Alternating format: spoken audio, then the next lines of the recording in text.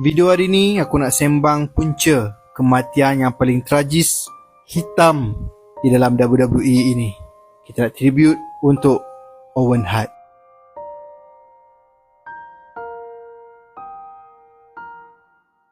Owen Hart merupakan adik kepada Bret Hart, The Hitman tu. Sebelum dia meninggal dunia, dia bawa karakter The Blue Blazer ni. Dia ala-ala superhero komedi macam tu. Peristiwa hitam ini berlaku pada tahun 1999 yang di mana berlangsungnya satu PPV iaitu Over the Edge, di mana time tu idea kreatif daripada WWE dia nak buat si Owen Hart ni bawa karakter The Blue Blazer ni nak turun daripada atas arena, turun ke ring lah untuk dia punya entrance dia.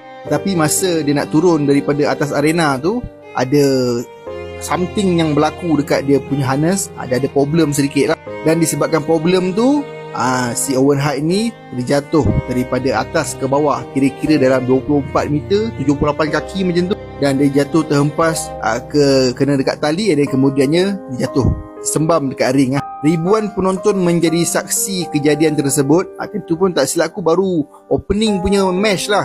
Tapi dekat TV tak sempat nak tengok sebab kameraman sempat alihkan kamera tu. Owen Hart pun sempat dikejarkan ke hospital, tetapi apakan daya, dia telah disahkan meninggal dunia akibat hempasan kuat ke ring tu.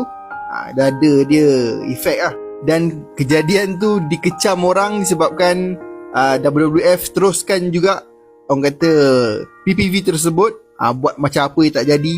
Wah. Lepas tu isteri kepada Owen Hart ni mengambil tindakan untuk menyaman WWF time tu atas faktor kecuaian dan juga keselamatan untuk suami dia. Dan satu lagi pun dia cakap yang dia tak nak yang Owen Hart ini namanya dimasukkan sebagai Hall of Fame untuk WWE ni kerana tak ada tanggungjawab dan orang kata justice untuk suaminya Owen Hart ni. Korang komen sikit, korang sempat tak tengok Owen Hart ni beraksi di gelanggang?